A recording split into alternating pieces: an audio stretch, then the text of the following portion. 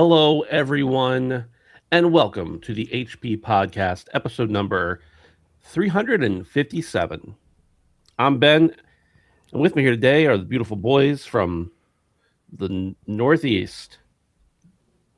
I was going to say of the United States, but that's not true. Just like the Northeast of the continent, maybe? Yep. Yeah, that makes sense. The Northeast of the area that most people think of the Northeast, plus Toronto. Dave, how are you? I thought about calling this episode 357 Magnum, HP Podcast Magnum, Okay. but I didn't. Like the condoms, or Like, The that ice was the cream? double entendre, but I was talking like the gun. 357 Magnum. I get it. I get Yeah. it. Cool. How are you doing, Um, Dave? I'm good. I came across a new band this week.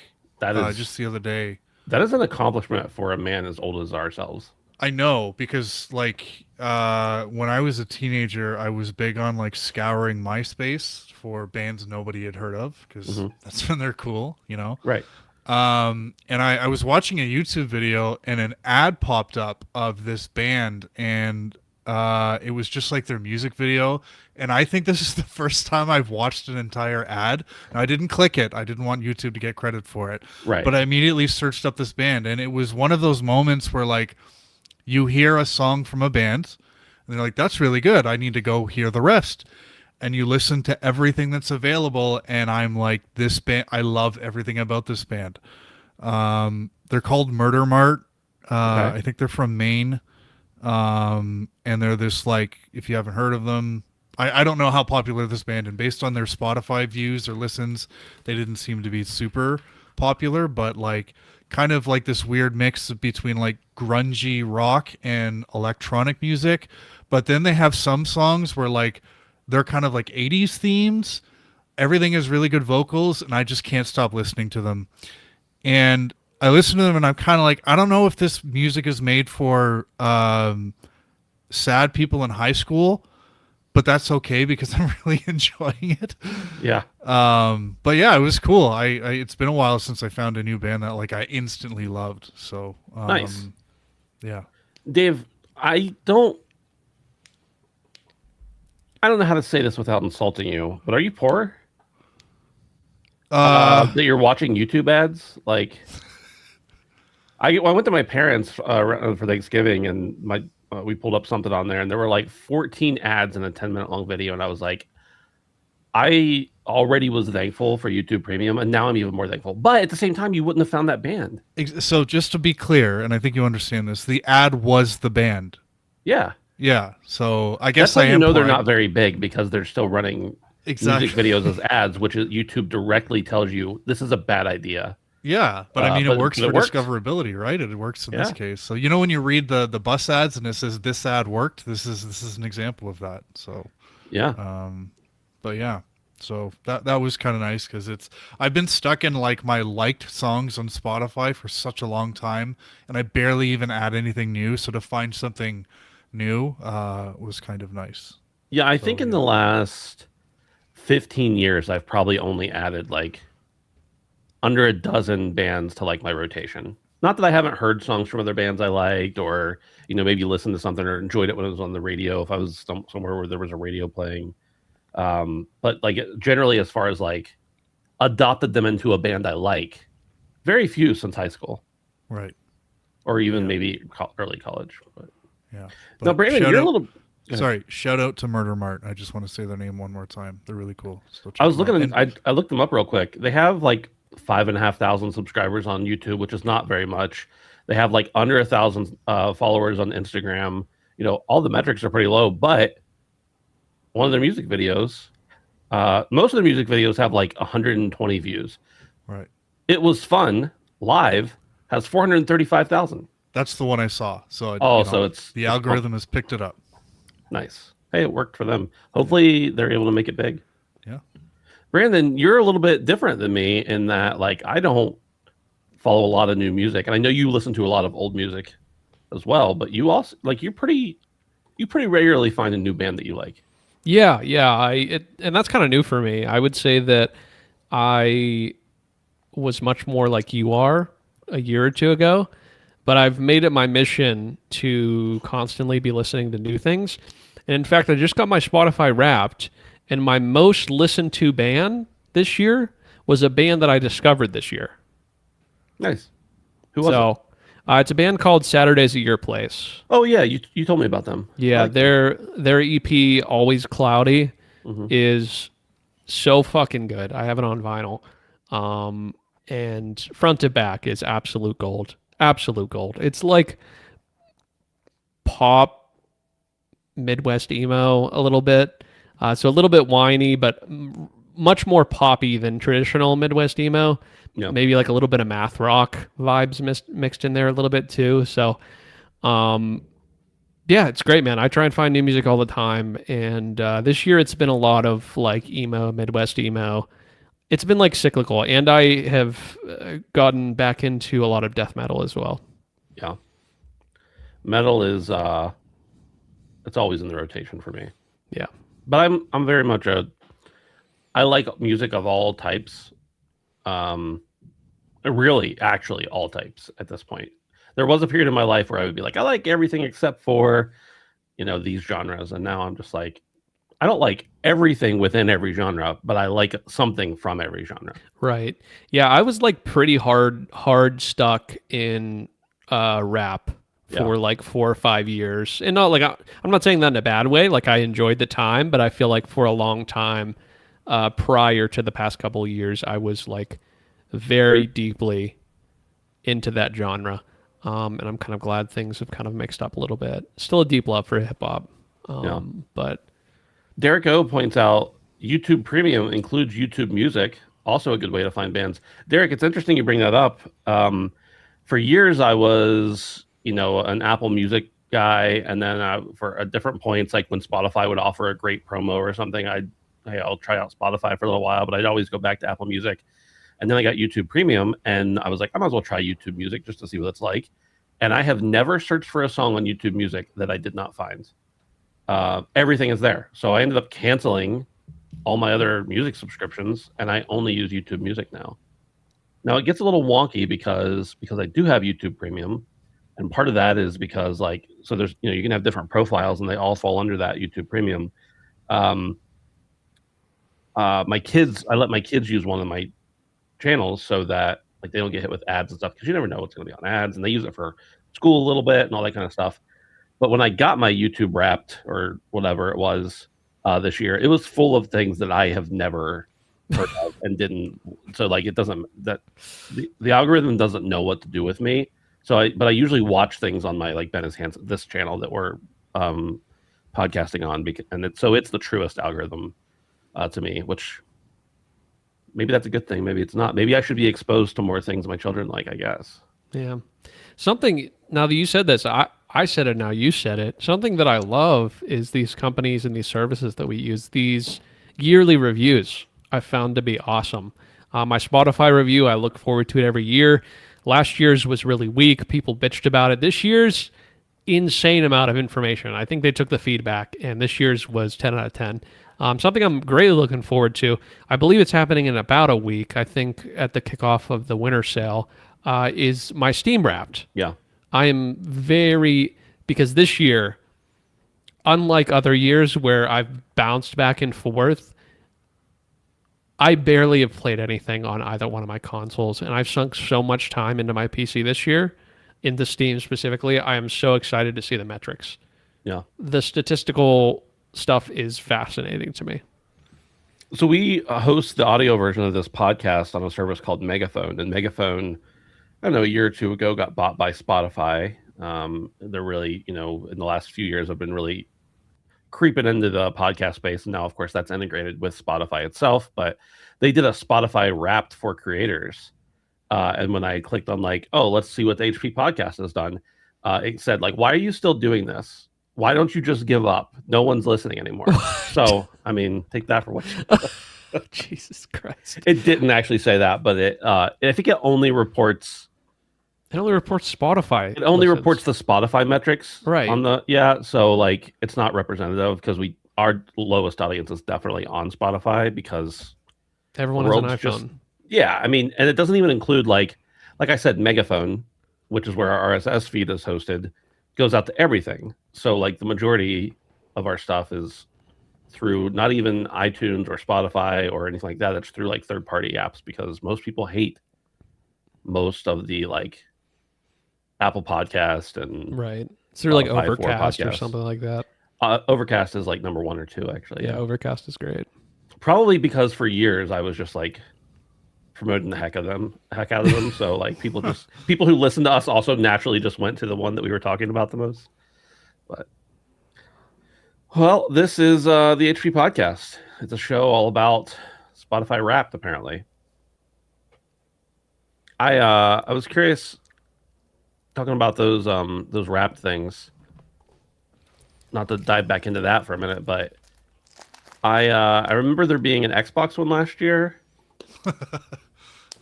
And I mean, I assume there's going to be an Xbox one. I don't know if it was third party or it was Xbox directly, but I was just like curious, and I went and looked, and I was like, wow, I really have barely played on I've played Xbox games, but almost none of them on Xbox services this year. Right. So I don't even think it'll track it or anything. Yeah, I was waiting to see my PlayStation one, and people in our server were posting theirs or saying it was time. And I was actually curious to see how little I had played. I actually wanted to see it because I wanted to see how low my statistics were. I think probably, unless Dave, you had other ideas, because you mentioned it yesterday. Once we get the Steam and I think Nintendo does one, I think maybe we'll just go over those on the show. Yeah. Yeah, that'd be cool. Yeah. Yeah, that'd be cool. Yeah, I would I definitely play the most on Steam, especially since I work on Steam a lot too. Not work for Valve, but I work like the company I work on is predominantly on Steam, and I play a lot of Steam. But I did play actually a couple fairly substantial games on PlayStation this year, so I imagine I'll have a good bit to show there. But yeah, Xbox, Nintendo are going to be both pretty low. My PlayStation Wrapped is here. I'm just gonna look. I'm not gonna talk about it. But Don't I talk gotta about it. know. I gotta know. It's a secret. It's a secret. Again, this is the HP podcast. We talk about video games and Spotify Wrapped. I already said that. Episode number 357. We appreciate anybody who's around, whether you're listening later, whether you're watching later, whether you're watching live with us. We are live here every Wednesday night at 7 p.m. Eastern. You can also listen to the show on free feeds, or you can listen through Patreon or an RSS feed through Patreon, whatever you want. But if you want to support us, you can go over to patreon.com/handsomephantom and support us for as little as $1 a month and get ad-free early access to the audio feed. You can also just head over to Discord. Hang out with us there. handsomephantom.com/Discord and be welcomed on in to our loving embrace. That's what we call it. That's the name of the server, is the loving embrace. Our warmth. Or the loving embrace of David's warmth. The handsome warmth. Guys, let's talk about something wild. Story number 1. Nex Playground outsells PS5 Slim in pre-Black Friday US sales. This is from PowerUpGaming.com. An unexpected contender briefly disrupted the traditional console hierarchy last month. The Nex Playground interactive gaming system surpassed the PlayStation 5 Slim in US unit sales for the week ending November 22, according to data from an industry tracking firm, Circana. The Nex Playground is an AI-powered motion tracking console touted as the successor to the Kinect. Aimed at families and children, the console took the second best-selling hardware SKU spot, trailing only the Nintendo Switch 2 Mario Kart World Bundle and placing ahead of the PS5 Slim Digital 1 terabyte. This market insight was shared by the personal Blue Sky account of Circana Executive Director Matt Piscatella, who attributes the console's unexpected surge to a successful TikTok marketing strategy. The Playground's year-to-date unit sales have skyrocketed a staggering 3,384%. Boys, this is kind of wild. It's kind of fun. I don't have any idea what this console is. I've even tried looking into what it is, and I still can't figure it out because I'm old, apparently. But we know it blew a couple things out of the water. It definitely was right up there with PS5 sales. It way outperformed Xbox sales. Dave, what do you think? Is this Nex Playground something you're going to pick up for your daughter? Sounds like a good plan. Hell yeah! I can't wait to get the Nex Playground Wrapped next year to see Yeah. how many hours I've logged. I kind of think about the direction that the industry is going, and it really shouldn't be a surprise that something like this has succeeded, at least had, a bit of success. So I did look into it a little bit.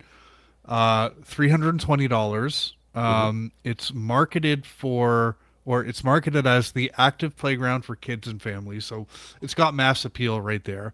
Yeah. It's simple. It comes with software. It comes with 5 preloaded games, including Fruit Ninja is one of the pack-in pieces. I don't really think this is something that's meant to sell software. I think one of the key sort of drivers for this sort of thing is just hardware sales. I think there might be a subscription or something like that so you can get more software, but with consoles and, the overall gaming experience getting pretty unapproachable for the larger populations, I think time is right for somebody to swoop in and sort of have a Wii-like resurgence that we had in 2006. Remember that time, the Wii comes out November 2006, PlayStation 3 had just come out. It was too expensive. Xbox 360 was the hardcore machine for hardcore gamers, mature audiences. So this is sort of like that again. I'm not saying that this Next Playground is going to have Wii level successes, but the time was ripe for that sort of thing to hit. So with everything getting more expensive, there is opportunity for someone like this to swoop in and make something that does appeal to people who aren't traditional gamers. It's cool too. It looks like it's the sort of thing that's pretty much plug and play. It just sits there. You barely even notice it. No controllers. It's all motion control, similar to like Kinect. So, I don't think it's the sort of thing that's marketed at this group or anybody listening, but, stuff like this has the ability to really kind of take off. And you mentioned that it was a viral TikTok marketing campaign. And I think that kind of positioned it to take off like this. But anytime you see something like this jump into the top 3 of the U.S. market sales, it's pretty impressive. So, I'm not rushing out to get one, but I'm happy to see something else kind of getting a bit of the limelight here. So good for Next Playground. Yeah, I wonder who's behind this console. Let's see. Who actually is it just the Next Playground people? Or are they owned by somebody else? Probably Tencent, let's be honest. Well, I was just thinking with the AI integration, obviously there's games to be played and that's great, but I'm sure they're also gathering some data. And I don't mean that in a nefarious way necessarily, because every company is gathering data about people, and some of it's good, some of it's bad. But, when they're selling things or they have things like Fruit Ninja and 4 games I've never heard of, I'm just like, is this worth $350? Apparently, because it sold a lot, and it sold a lot through TikTok, which leads me to believe it's sort of a viral, fun-looking thing. But I'm just wondering, where did it come from? Just to clarify, 320 Canadian, so that's sub 300. Oh, it's basically free. I should get 2. They pay you to have it. Yeah. Brandon, what do you think about this? Yeah, I mean, it's pretty cool. I know everybody in my social circle is saying that they really needed a Kinect-like device in 2025, and so they kind of filled a hole that everyone was asking for. Right, Pause. Yes. But I mean, I guess this is cool. I think in a market that's saturated with things that are incredibly expensive, when something gimmicky and interesting and different comes along, even if it's a familiar product, if there's not much things like it on the market that is relatively price considerate, especially with the way the economy is and how people are saving money or trying to, it makes sense. It makes complete sense why something like this would do well. Even if it's a novelty thing, the price tag by itself with other things around it being so much more expensive really makes it stand out in a way that kind of separates it from these other things. I know it's interesting that it is breaking the top 3. I think that's kind of something to be noted, but it also goes to show that there is a section of the market that is not tapped because it's breaking the top 3, not because it's something incredibly interesting that everyone's asking for. I'm making a joke about it earlier, but that it is cost effective and it's fun enough for people to justify at that price point. So whether or not a successful, TikTok marketing campaign was to contribute to this, I know that TikTok is an incredibly powerful and useful tool for marketing and for exposure. And it isn't that way for everybody, but it can push your product in the hands of a lot of people. Now, whether or not the longevity of a product like this is guaranteed is to be seen. I would say this is one of those things that sells a bunch. It breaks the top three, and is gimmicky enough and uninteresting enough that this is the highest it's ever going to be. So Yeah. I would not be surprised, and it is cool, and I don't want to say it breaking this means nothing, but I think this is one of those things where you sell as much as you can out the gate, and then you're good. I think that was probably the strategy from the beginning, and it's smart. So I don't want to say that it breaking the top three means nothing. It is definitely cool, and it certainly shows how badly Xbox is struggling. Even though it's obviously at a much higher price point, excluding the S being maybe slightly more expensive. But yeah, it's kind of neat and not something I would ever be interested in. Yeah. I haven't explored this fully, but we were talking about the subscription, Dave, you mentioned. It does appear that there's a subscription that you can get. It comes with those 5 games. I think you can buy things a la carte, but it comes with a whole lot of stuff, actually. And all of it is able to be controlled by the movement. There's actually only a controller to navigate menus, not actually to play anything.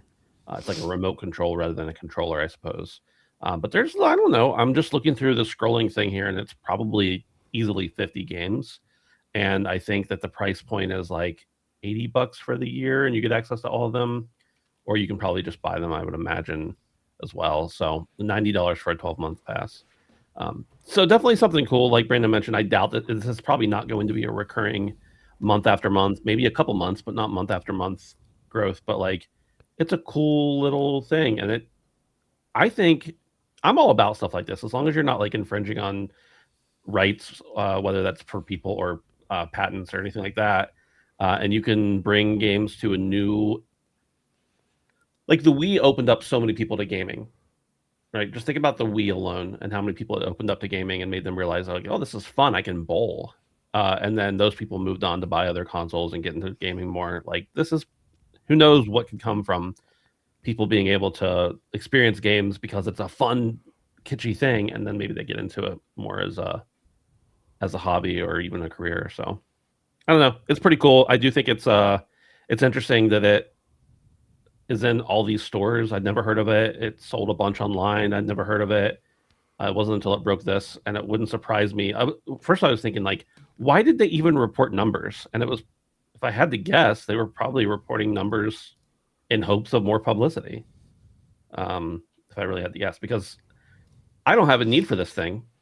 I don't even know if any of my family would enjoy it. But I'm kind of thinking, like, well, that'd be fun just to check it out for $250.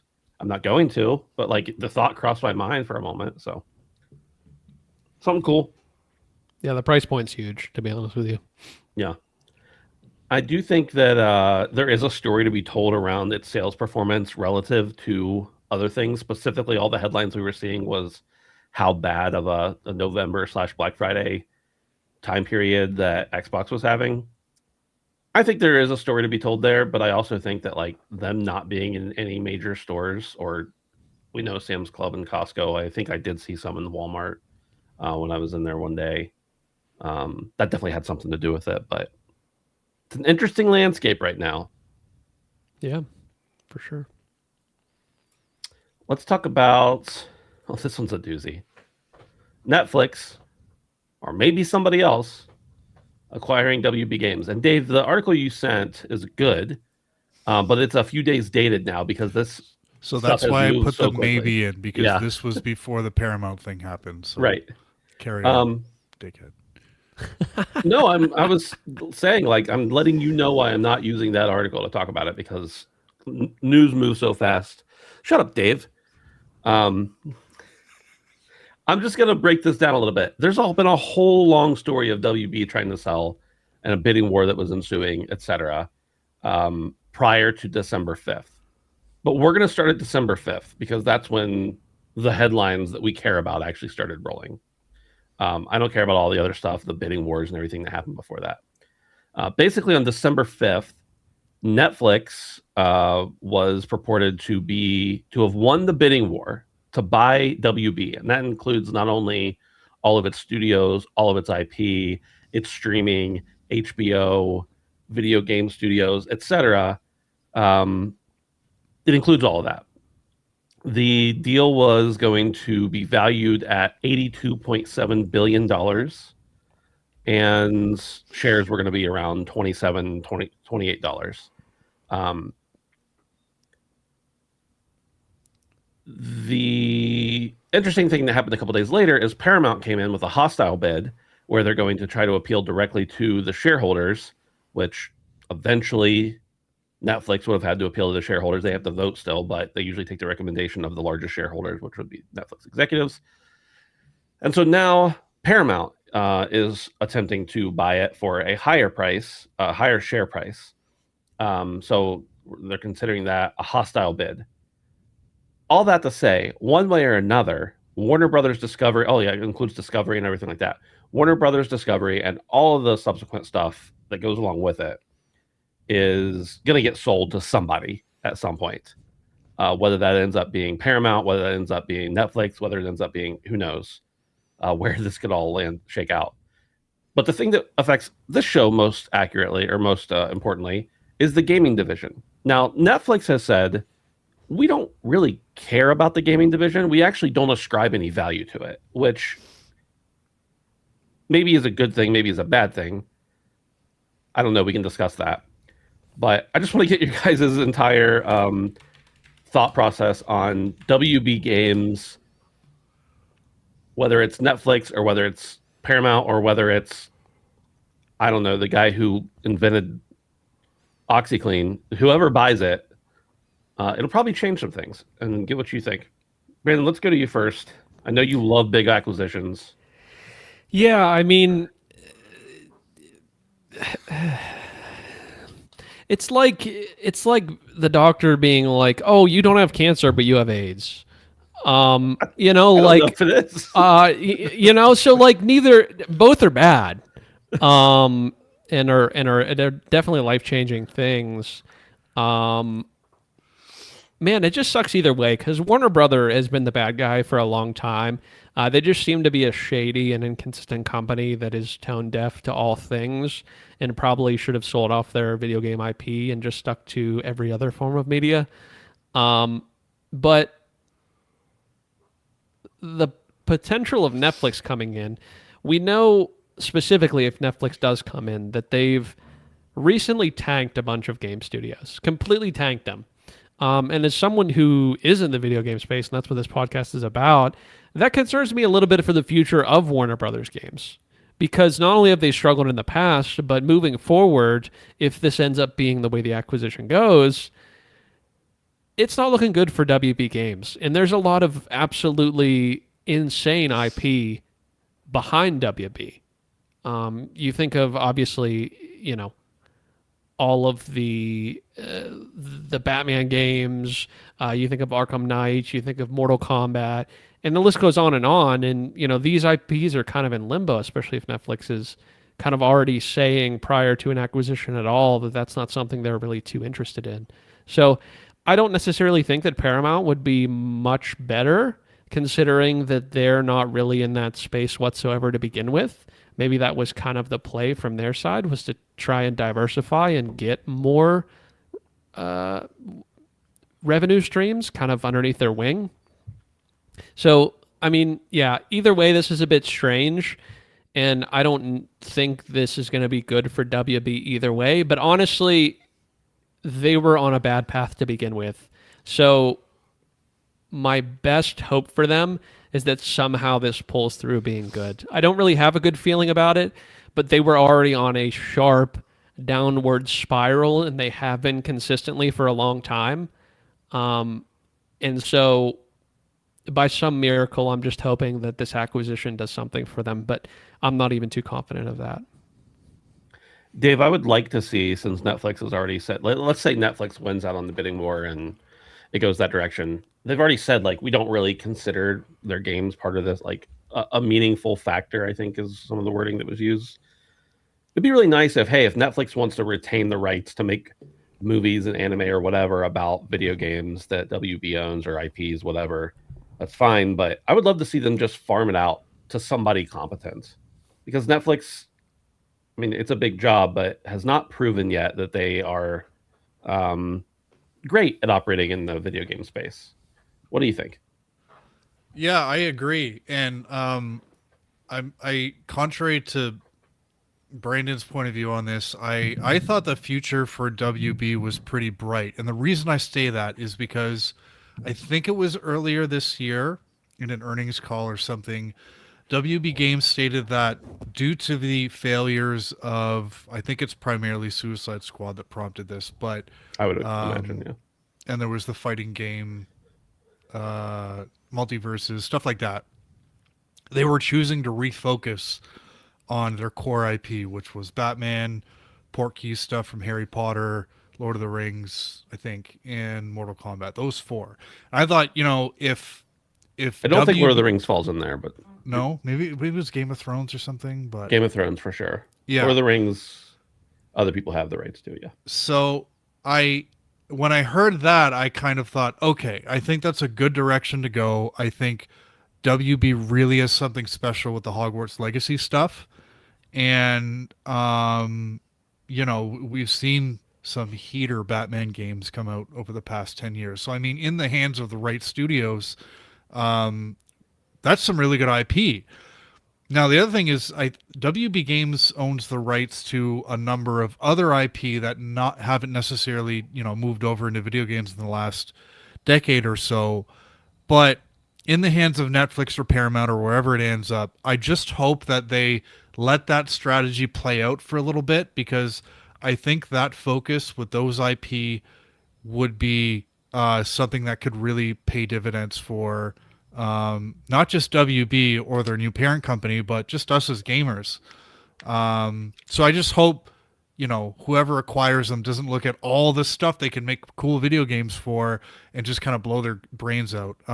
That focus is something that I think could really be a positive thing for everyone. So I hope that's where it ends up, but time will tell. Because as I said, I think I was really I felt good when I heard them say that earlier this year. But again, when you have a new company take over, all that stuff is out the window. So now I know this is not a good comparison because the WB acquisition is primarily for the film stuff, and the game stuff is just kind of a throw-in. But you said 80 something billion is what's being reported right now. Yeah. Activision Blizzard, again, that's video games. It's just video games. 75.4 billion in 2023. And I'm just going to throw Bungie in 3.6 billion. I have to imagine that, the reports coming out are that they didn't really value, like the games portion wasn't a massive piece of the deal, and considering it was over 80 billion, I'm wondering if it was some part of it. I wonder if it was more than Sony valued Bungie, 3.6 billion. I wouldn't imagine. I don't know. With a little bit of inflation, that was 2022, and those IP I just mentioned, I have to think that WB Games is more valuable than Bungie.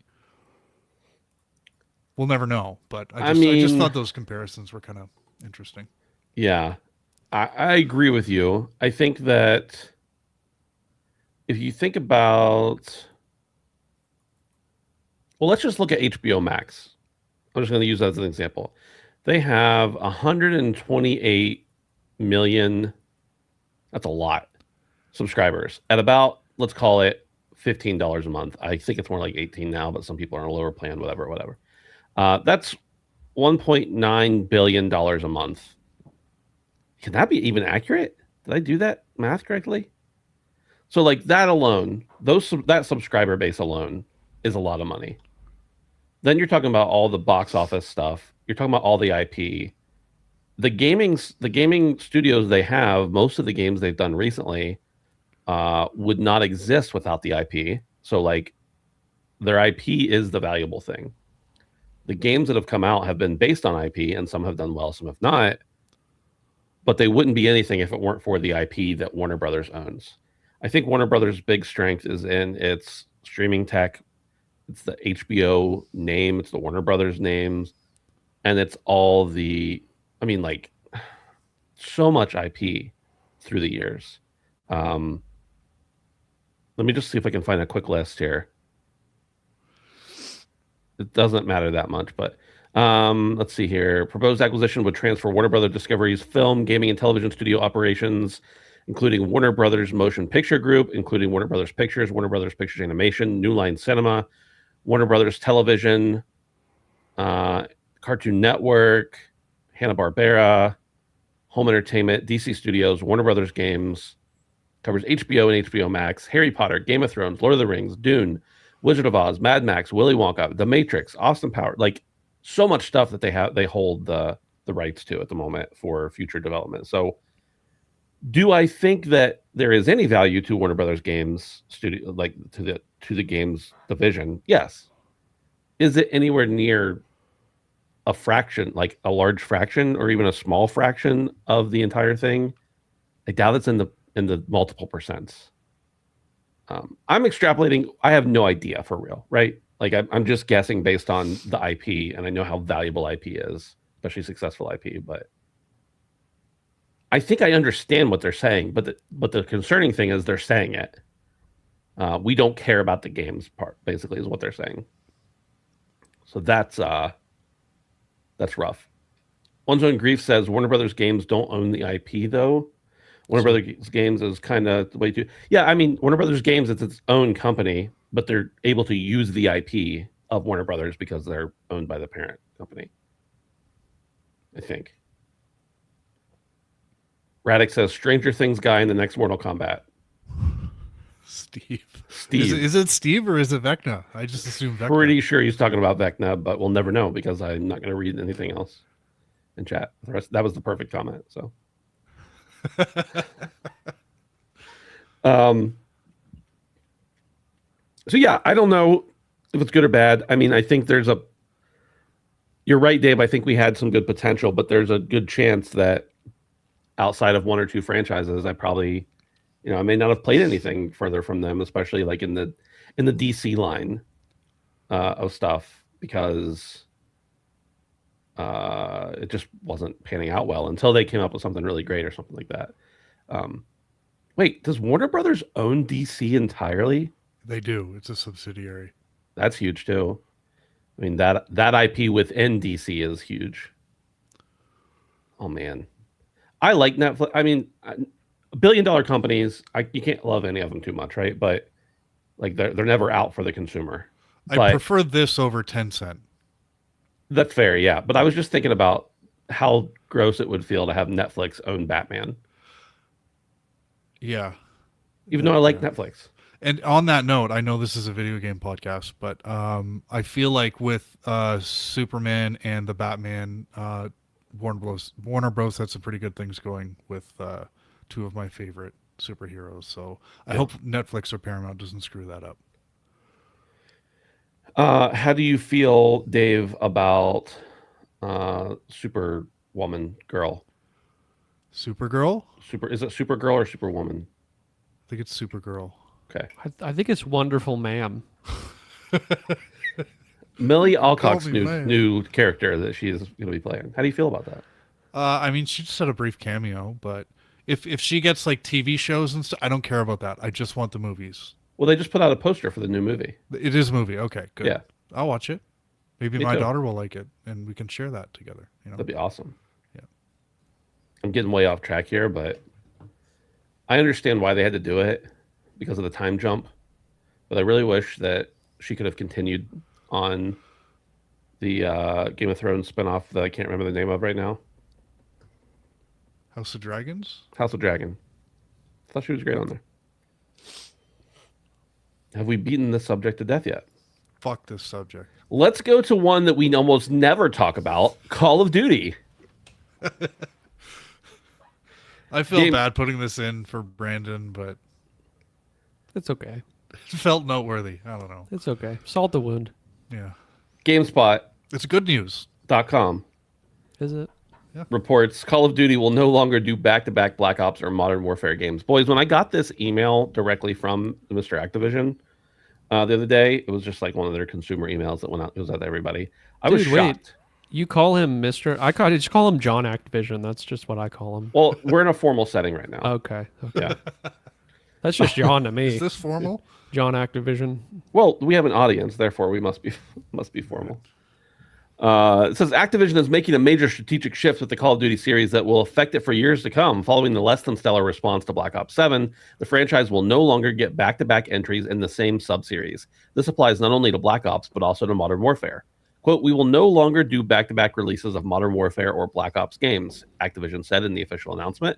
The reasons are many, but the main one is to ensure we provide an absolutely unique experience each and every year.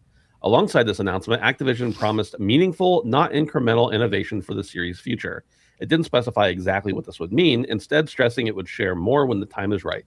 Black Ops 7 will still be getting the seasonal support players have come to expect from the series.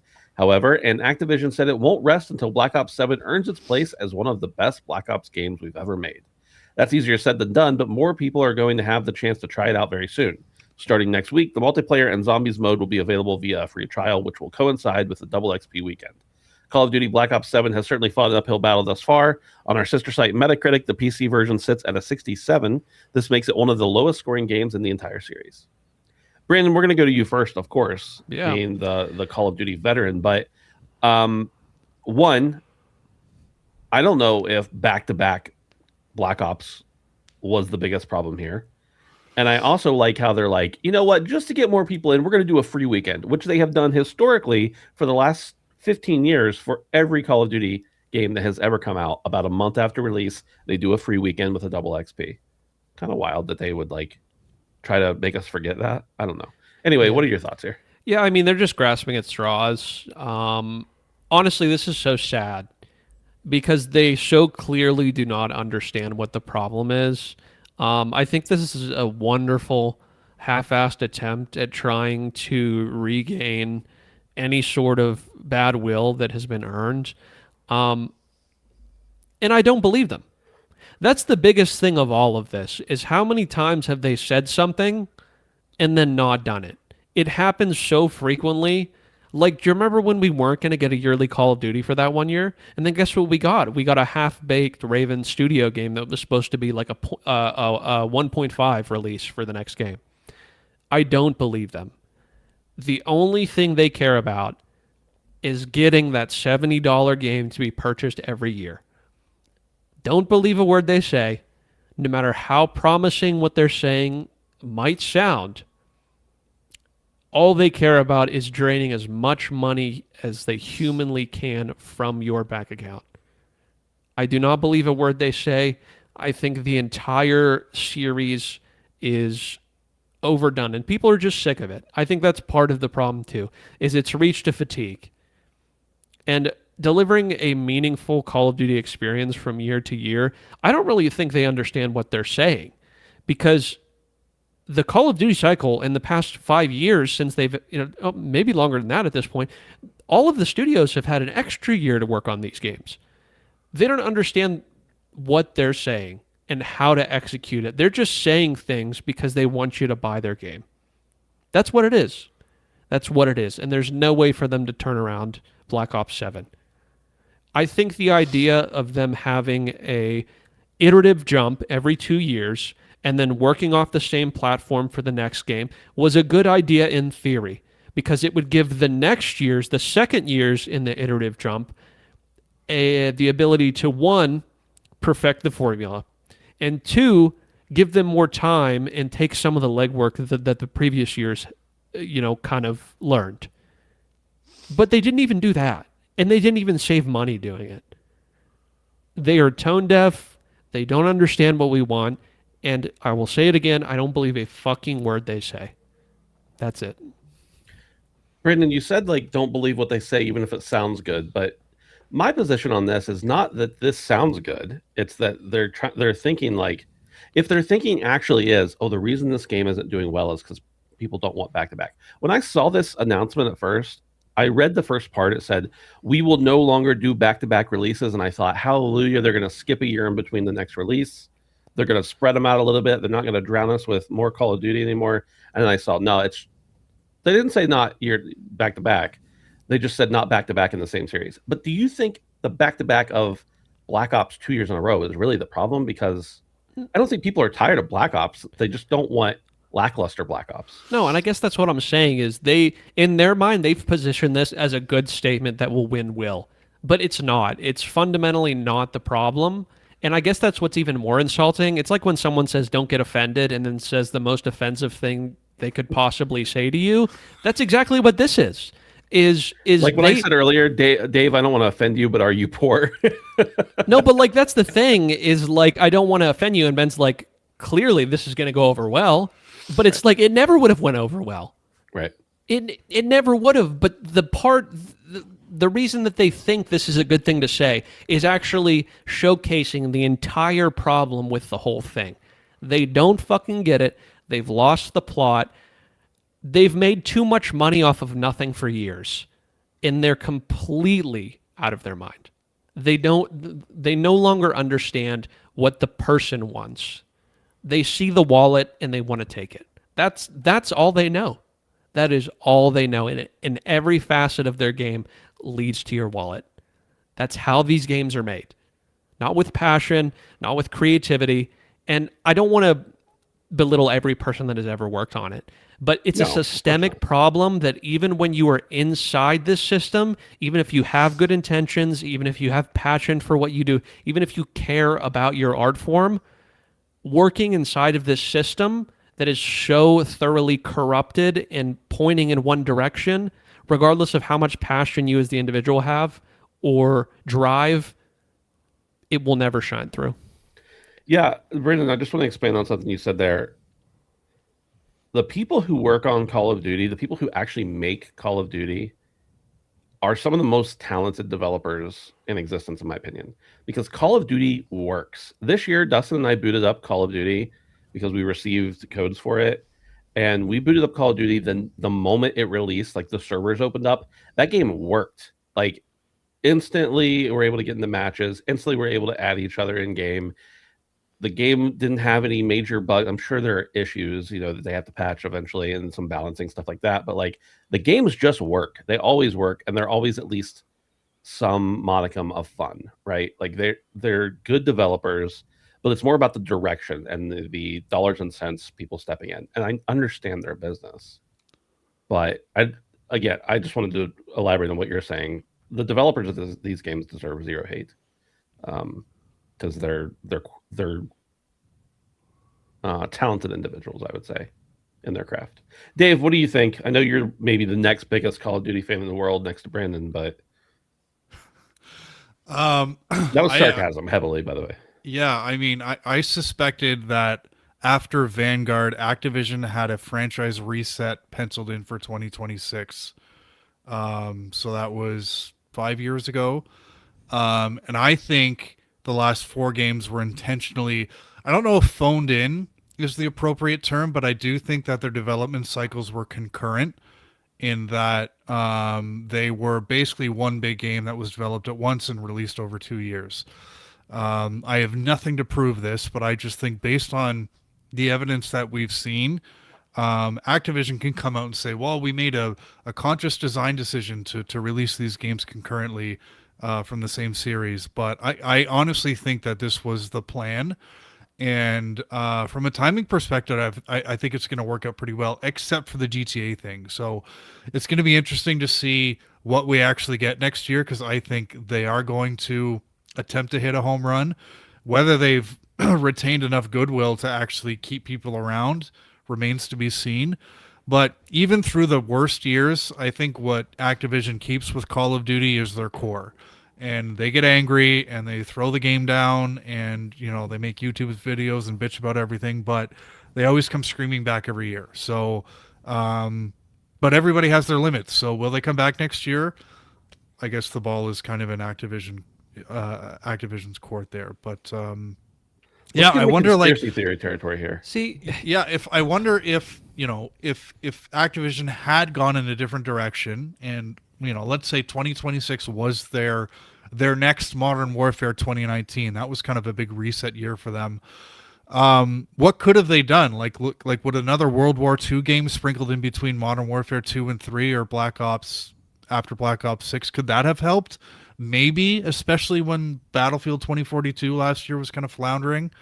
But I don't know. I do think this was maybe a little bit more intentional than we think. But at the end of the day, Call of Duty is still topping the sales charts. So as much as we can say this game sucks and everybody hates it, it's selling. Dave, let's get into real conspiracy theory territory here. We just aliens, right? What if they plan to sandbag this year because they knew that Grand Theft Auto is coming out next year, and now they can be like, we're going to take a step back and reevaluate what our players really want, and then they'll skip next year, knowing that Call of Duty or that Grand Theft Auto would have thrown them all off to begin with, and then come out the next year. They were already going to lose sales next year. By the way, I don't think any of this. I just think it's fun. Dude, it's a fun thought process. That is never going to happen. The problem is Call of Duty. Call of Duty is like the abusive relationship, right? It's the person that hurts you and takes your money and disappoints you and then love bombs you and tells you that everything's fine and then does the same thing over and over again. There is no bit of substance in this. They always think they're on top, and that's the problem. And they cannot stop. Look at the numbers, guys. Legitimately, I've looked into this. I've watched YouTube videos about this. They cannot stop with the trajectory that and the development costs that they put into these games. They can't stop making these games because they've set themselves up in such a way and spend so much money on them every year, regardless of the quality, that I don't think they're able to skip a year at this point. I'm serious. I do not think they are able to. Yeah. Yeah, you got to feed the machine.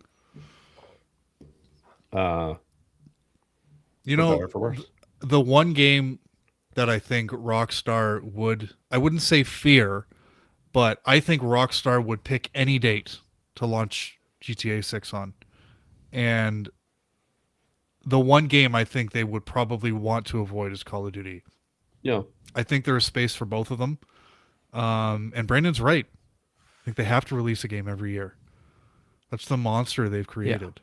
Do you guys know that Don Draper, that like the Pete is like says something about Don and then Don's like, I don't think about you at all. Yeah. I think that's Rockstar. Yeah. Rockstar doesn't think about anybody at all. I'm serious. They shit gold at this point, and they actually have the chops to back it. That's the problem. You know, everyone can poo-poo on them taking 10 years to develop something, but they make hits. Bars for bars for bars, boys. It just is what it is. Yeah. Can we move on? I'm getting so aggravated about this Activision shit. It's actually sorry, making, it's actually making me aggravated. Well, I just want to talk about it for about 10 minutes more. If you don't no, dude, it's like it's like I have trauma, dude, because I fucking live this shit. I put so much, maybe not as much as everybody, but I put so much of my life into this and so much of my money into this, and to see how much they've squandered it. Every time it comes up, it flusters me. Okay, and Dave said, "What could they have made? It's Call of Duty. They could literally have made. They have the budget to make anything, anything, any time period, any location. They have the budget, unfathomable amounts of budget that other studios would do the monkey's paw." And have one of their arms go missing to be able to have that sort of budget. So it doesn't matter what they make. They could have won in any direction. And they don't because the passion is gone. I'm going to drill that home. Where's your wallet? That's what they care about. And if it's not in their hands, they're going to figure out a way to pickpocket you. Right.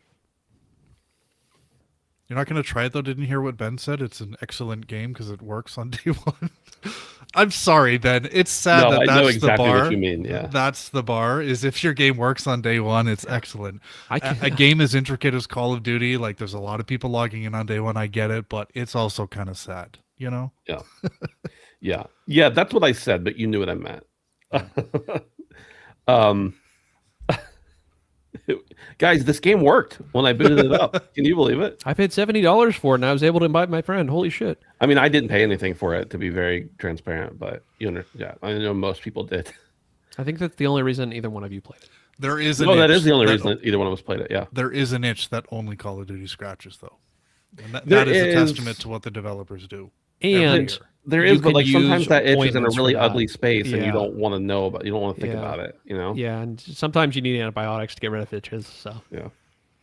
or I to mean, just leave it be, you know. I will say this: if Battlefield hadn't been out and Arc Raiders hadn't been out, I probably would have, even if it was bad, probably would have still played Call of Duty if all my buddies were playing it, because that's the game we always rally around at certain times of the year. But there are other things out, and that's a totally different obstacle that they have to climb now. Is that there are people who have played enough Call of Duty games that if the game is not phenomenal, there are plenty of other games to play. Yeah, but Really good ones. isn't that sad though? Is that yes, I agree with you, and it is a beautiful thing to rally around something every year to play with your friends. But the goal is to play with your friends. Yeah. The ultimate goal, from what you're saying and what it sounds like, is that. So it could be Porta Potty Simulator that came out this year, and all of the boys are playing it, and it would have been good. And that's essentially what you're saying. Is it's not the game That's itself correct. that ever matters. It is very sad, and I'm a 38-year-old man talking about video games. It's super sad, but that's where I'm at. I just want to play with my buddies. And that's perfect, and I agree. Yeah. But when Yeah. I'm further discrediting Call of Yes. Duty and giving all the credit to friendship and not Call of Duty. Correct. That's where I'm at. I would have had just as good a time playing RV there yet, or Terraria. I don't know. Or Solitaire. No, that's you don't play that game with the name of that game is that you don't play it with your friends. Somebody get on it. There probably is multiplayer solitaire. Major Square Enix investor slams current performance, urges other shareholders to share frank views as it calls for a fundamental reassessment of its business. This comes from IGN, and it says a major investor in Square Enix has published a 100-page document criticizing the company's performance and calling for a fundamental reassessment of its business, citing perceived sluggish revenue and profits. 3D investment partner, Square Enix's third largest investor, holding around the 14% stake, claims there has been a significant deterioration in earning power despite the company owning some of the world's biggest franchises and being a preeminent Japanese game developer. What Square Enix once brought to life was a culture that shaped an era and an industry that fascinated the world. Is Square Enix really giving birth to something genuinely new, or has Square Enix turned away from the challenges before and let its steps falter, the document asks, imploring that the firm surprises us, moves us, and ignites the passion we once felt, as gamers across the globe have been waiting endlessly for that irreplaceable experience. However, under the newly established management structure, the past... Is Brandon okay, he's still in the call, but he just disappeared. With a significant deterioration in earning power as evidenced by declines in operating income, return on equity, and other key performance metrics. There's more here. I'll let you guys check it out if you want. The paper obviously is available for people to read, but I find it a little bit humorous, Dave, that they're like, Square Enix isn't what it used to be. It used to shape the entire gaming culture, and now it's just really profitable. Like, is there an unreasonable expectation here, or is there truth to be told that Square Enix isn't quite where it needs to be? Yeah, Square Enix has always been known for their sky high expectations as a company. Like, they have games that appear to be successful, and then they come out in earnings call and say that it fell short of expectations. And it's interesting to see that trickles down to their investment partners. But looking at their best-selling games of all time, there's only 2 in the top 10 that came out in the last 10 years. One of them being Nier, and the other one being Rise of a Tomb Raider. And this is kind of the interesting thing. I think about Square Enix of sort of recent time, and they've certainly got into more publishing games that they haven't actually created, like they're less development focused and more going out and finding things to publish. And I think that's maybe where they've gone astray a little bit. Knowing a little bit about Japanese culture, they are incredibly competitive, and I have to think that Square Enix looks at their biggest competitor being Capcom, and Capcom can do no wrong. And I don't know how profitable Capcom is, but I have to imagine they're in some of their, maybe not the golden years, but they're doing pretty well for themselves right now. So I think when you look at it from a relative sense, it certainly seems like, maybe Square Enix isn't necessarily struggling. They're not going anywhere anytime soon, but they're definitely falling behind. And, we've seen what Konami has turned into, and could Square Enix end up in that shitty of a situation? Maybe not, because Konami's got business elsewhere. But I don't know. I would like to see them refocus on kind of their own stuff and just focus on developing and really creating some of the IP that has comes to mind when you think of Square Enix, because I think the publishing stuff is just, it's a bit weird. It's a revenue generator and they're going to continue to do it, but yeah, that top 10, by the way: Final Fantasy 9, Final Fantasy 12, 7, Tomb Raider, Rise of the Tomb Raider, Final Fantasy 8, Final Fantasy 15, Final Fantasy 13, Dragon Quest 3, Space Invaders, and Nier Automata, Potato Patata. That's the top 10 best-selling game. So, Nier and Rise of the Tomb Raider are the only two that came in the last 10 years. So, yeah. Brandon, what say you? Yeah, I mean, I'm not a huge Square fan, so I guess I don't have like a ton of insight as somebody who plays a lot of their games.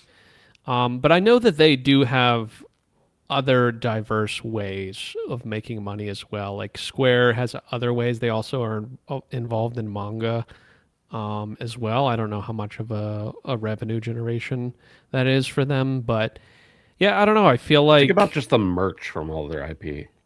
I mean, that too. They have legendary IP, and I think they just need to refocus. I mean, weren't they the ones that were selling off IP? Didn't they sell off? It's Bandai. Oh, that was Bandai. Maybe I'm wrong. Maybe you're gonna say something that I forgot. Did they have Deus Ex? Was that them? They did publish it, yes. They published it, yeah. Didn't they sell At that least off? one of them. Yes, they did sell off some IP a few years ago. You're right about That's that. what I'm saying. So, Yeah. they've been trying to reconsolidate and kind of like recoup some costs, but I don't know. I feel like with the IP they have, they shouldn't be struggling as much as they are. I feel like they need to buckle down and kind of focus heavily on the IP that's successful. And as much as we always like herald the new innovation and the new IP, I think that if a company is doing poorly enough that they are struggling and investors are writing 100-page papers, maybe we should focus some energy into making great things from stuff we've already made instead of shutting down or selling to Tencent.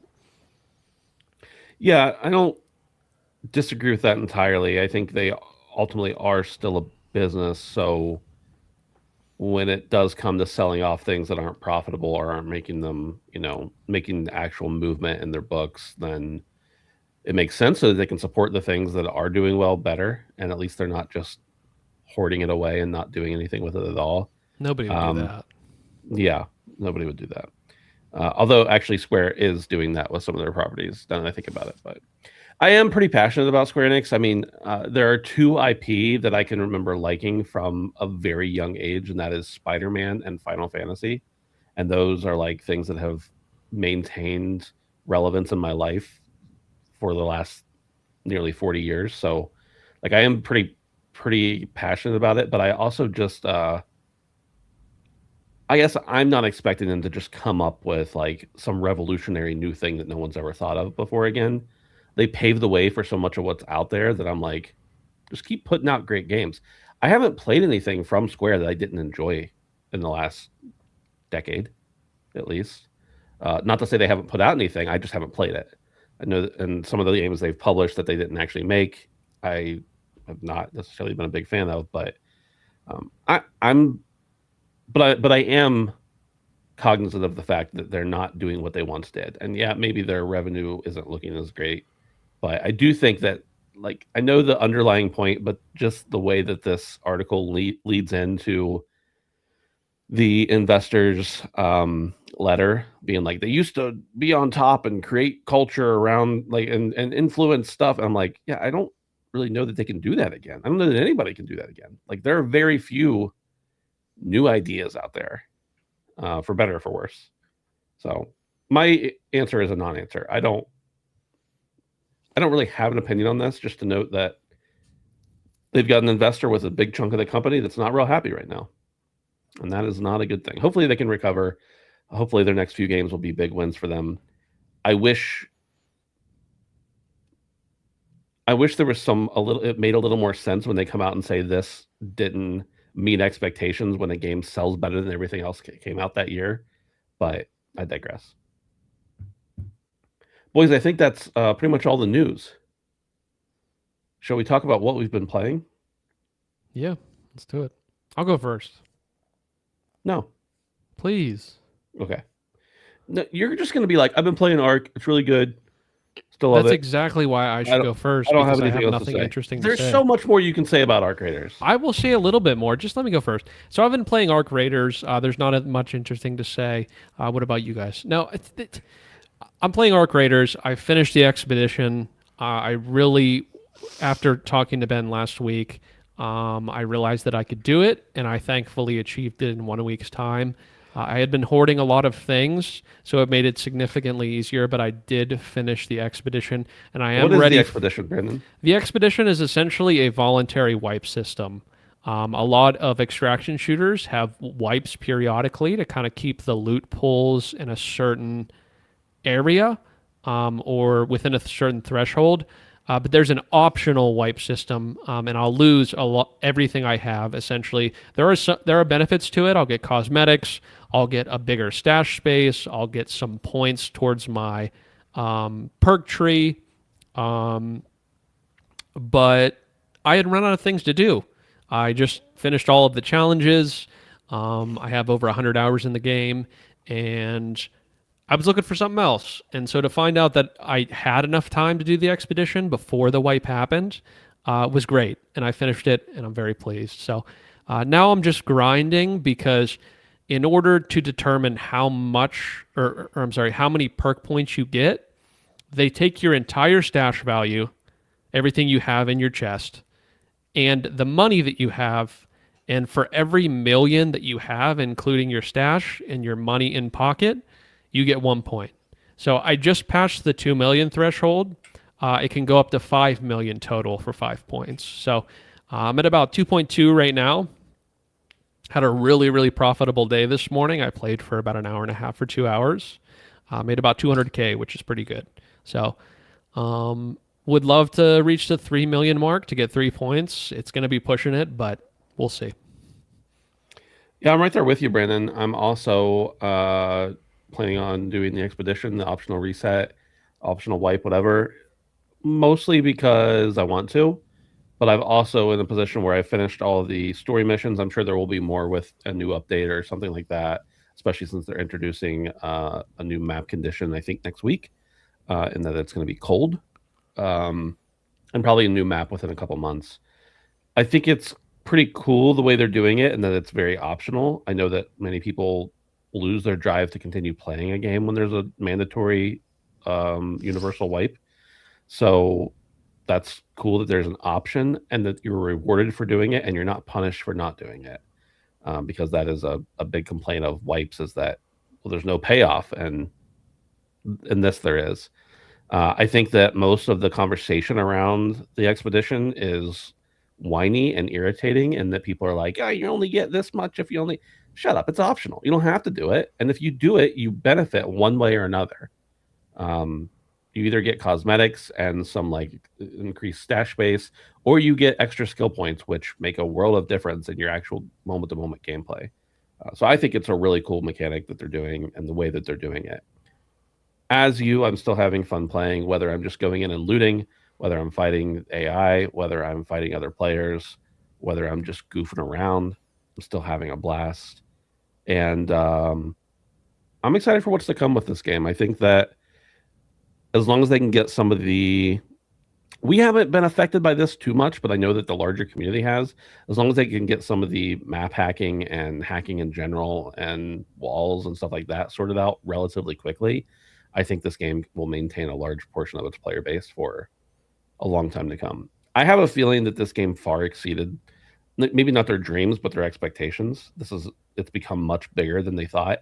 And I know that metrics were tracking this game to be very big at launch, and I still think it's bigger than that. So I'm incredibly happy to see what they've been able to do, and I'm having a lot of fun with it. I think I just about hit the 100-hour mark. I've been stuffing my face with this game almost nonstop. So a lot of fun. And Brandon and I get to play together a lot, which is something we weren't able to do for like the last year and a half. Yeah, it's great. We didn't get to play as much together. So We had such a good night last night too. yeah, it was good. I've also been playing a game called Dead Zone Rogue, which came out earlier in the year. It was in early access for a while, and then it went into 1.0 earlier in the year. I did get sent a code for this game, which I forgot about. I'm going to be real with you. And recently was like, I should check this out. And this game, I've already sunk like 15 hours into it, and I just discovered it or rediscovered it 10 days ago, or maybe a week ago. A lot of that has been because this game is awesome on the Steam Deck. And so, like, while I'm just sitting around watching football on Sunday, I'm also playing Dead Zone Rogue. But I've played a good bit. It's a roguelike shooter, not in reinventing the wheel or anything, but just everything about it is so good. It's a pretty small team that worked on this game.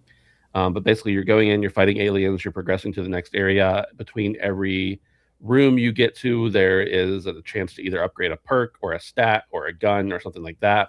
You also have safe zones every few levels where you can stop and either upgrade your weapons or buy new weapons or both, and regain a little bit of health as well. And you can also choose to save your run right there and then come back and pick up the run right where you left off, which is super nice.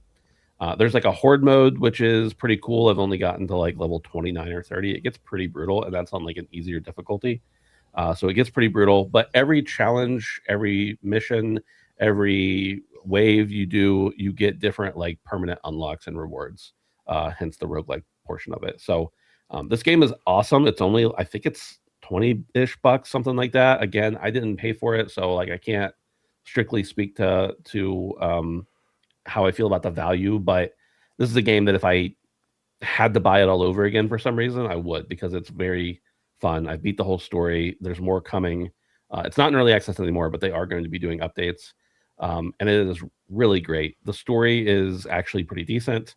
The missions are a lot of fun, and the enemy variety there's a lot of enemy variety for sure. The next world that they're going to open up looks like it's going to be like more of an open world type thing, which I don't always love open world stuff. I'm hoping that's more in the presentation than the actual execution of how you navigate it, because everything else so far is like either corridors or open rooms. And I really enjoyed that aspect. Like it's very linear while also allowing you to have a lot of exploration. But that's not the main drive. Like there's some voice logs you can pick up, but the main drive is just killing bad guys and getting as powerful as you can. So great game. Awesome on handheld, like I said. And I would encourage anybody who's looking for some junk food, pick it up. Davey, I bet I know what you've been playing this week, and not just because you wrote it down in the show notes. Yeah. Deep Rock Galactic, Survivor. No, I'm just kidding. Metroid Prime 4, kind of a pretty big game for me, something I've been looking forward to for quite a while. I have been on a bit of a Metroid Prime, or a Metroid kick, I should say, for the past few years. I played Metroid Dread, Metroid Prime, and Metroid Prime 2 recently. So, and I didn't do that in the lead up to Metroid Prime 4 intentionally. It just kind of happened, but it worked out pretty well. So, yeah, Metroid Prime 4 it feels like a pretty special game. I'm still in the early hours, but I feel like I've seen a good chunk of the game.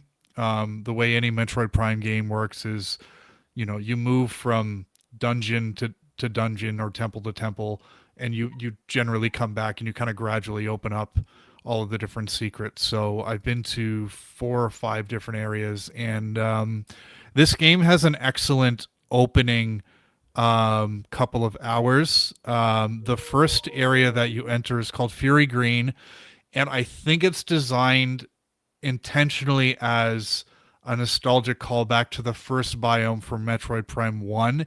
And I do believe the soundtrack that plays when you first enter this area is pretty much a remaster of that area. Someone in the chat is going to tell me if that's correct or not. But in any case, it's very much like a callback to the roots of the Metroid Prime series, and I really like that. It just, you hit in that area and you're playing on modern hardware, and having played the old games the past couple of years on GameCube, this is an absolute treat. Dual analog, man.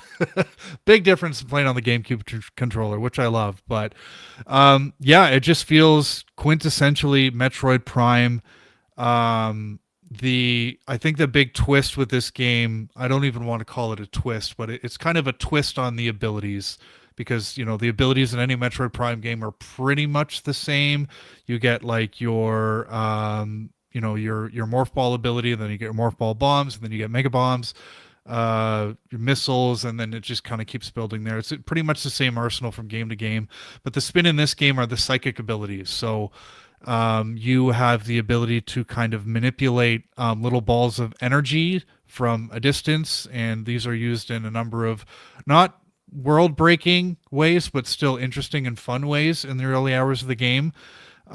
So I'm looking forward to seeing where those kind of evolve from this point. There is like an elemental system too, so you unlock like ice energy shots and fire energy or heat energy shots, and then I think there's like an electric one that comes later. So again, that's nothing crazy new for the series, but it's still used in interesting ways.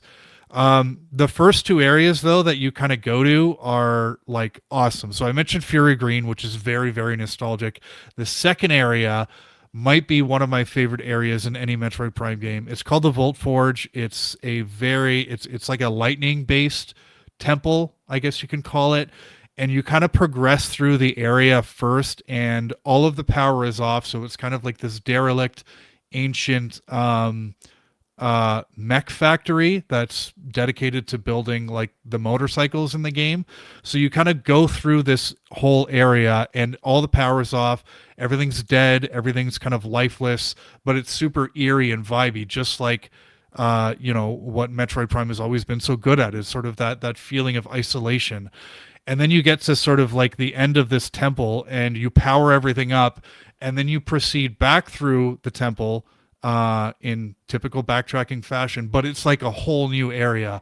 Everything's powered up, all the enemies are there, and when you're going through it, you're kind of like, okay, I know this thing is going to be a problem when I go back through. And just the music in this area is so fucking cool. I was saying in the Discord, like I can't, like, this place is giving me like the shivers. It's so sick. And then that area ends and you get your motorbike, the Viola. This is kind of one of the big additions to this game that I think is, pretty unique to the series. And it's cool. It's I think my favorite thing about the Viola is the motorcycle is you use it to power up switches. So you drive your bike onto this little switch and you hit the accelerator and you use that to like charge up a switch. And then when the switch fully activates, you like shoot right off the thing, and it's always like cinematic and cool every time you do it. So I think one of the things that's kind of been well publicized about this game to this point in the early hour, or in the early first week of it being out, is that the Viola is kind of underutilized. You just kind of use it to drive around the hub world, which connects all of the temples, I'll call them, because there isn't really a fast travel system that I'm aware of. And in this open world, you farm for the game's currency, which is like these green gems, and that's kind of all you do. And it does feel kind of out of place for a Metroid Prime game, but the important thing is it's fun. I really like driving the bike around. Boosting into these green crystals is satisfying. There is some combat on the bike, which is fun. So yeah, it feels a little bit out of place, but it's fun, and that's, I think, all that matters. The hub area is not that big, so you don't ever feel like you're on your bike too long, at least not in the point in the game I'm in. But yeah, the other thing is you have a companion in this game. I think you get a couple more companions as you go through, but it's sort of like a Navi type companion where he's like constantly radioing you, giving you tips, telling you what to do. This is really different for a Metroid Prime game because, again, I think what defines Metroid is its eerie sense of isolation and like the overall vibe that the area you're in is kind of conveying. And I do think having someone radio you and talk to you is kind of immersion breaking, especially given the type of character that Miles McKenzie is. So I will recognize that it does feel a little bit out of place for a Metroid game, but I do like the guy. He's an interesting companion. He's funny. He's lighthearted. He's kind of stupid. He can get a little annoying at times, but not to a point where it's like I saw some people streaming the game and they're like, shut the fuck up. And I just don't find him that annoying at all. In fact, he's a little bit endearing. And I think it's a nice sort of, sprinkling of something different in a Metroid Prime game. So, I think that's something else that a lot of people are talking about. And I just kind of wanted to give my opinion on that because I do like Mackenzie so far. He's kind of a cool guy. But yeah, I'm still 5, 6, 7 hours in. I've got a ways to go. But I had really high hopes for this game, and I'm happy to say that I'm really enjoying it. I bitched on Discord last week about just having enough of Metroid Prime 2. That game is a little bit dated. I am going to go back and finish it, but it's refreshing to have a game that feels a little bit more player friendly. Not every enemy in the game feels so fucking tanky compared to Metroid Prime 2. Like the encounters aren't overbearing, it don't take too long, and it's fun fighting enemies. So yeah, I'm really, really enjoying it. I've been playing it mostly docked, which is different for me because most of my time playing my Switch has been handheld, and the game runs incredible. I was a little bit worried considering this game was coming out on Switch 2 that it was going to struggle on Switch 1, but I've had no issues with it thus far. It looks great. I really shouldn't have been worried considering the quality of the game that we got in Metroid Prime 1 Remastered, and thinking about things like, Breath of the Wild and Tears of the Kingdom on the same hardware. And this is one of the cornerstone franchises that Nintendo had, so I don't think they were going to let it kind of come out in a shitty way. So yeah, I'm really enjoying Metroid Prime 4, and I'm excited to play more of it. So yeah. Do you think it's worth buying the amiibo to get the special music? The music thing is funny.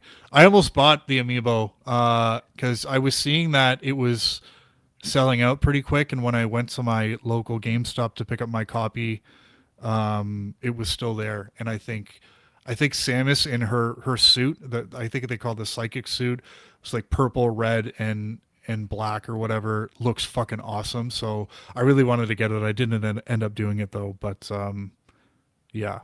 I don't know. I've never been an amiibo guy, but I really like the look of that one. I think Grief took me literally.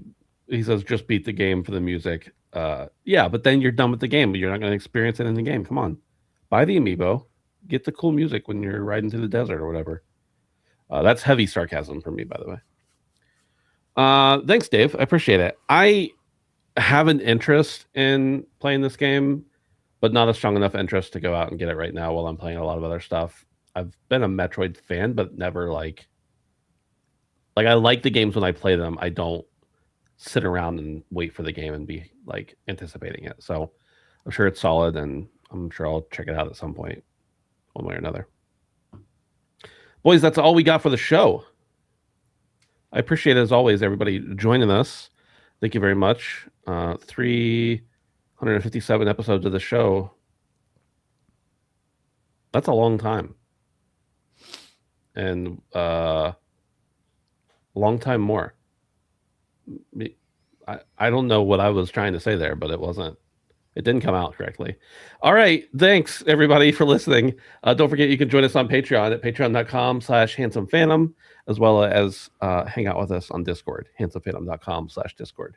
We appreciate you all, and we'll talk to you next week. Oh, sorry. Speaking of Discord, everybody, let's hang out tomorrow for the Game Awards. Have some fun. Oh yeah, Discord. That'd be awesome. Yeah. Appreciate that shout out. All right. Thanks, everybody. Goodbye.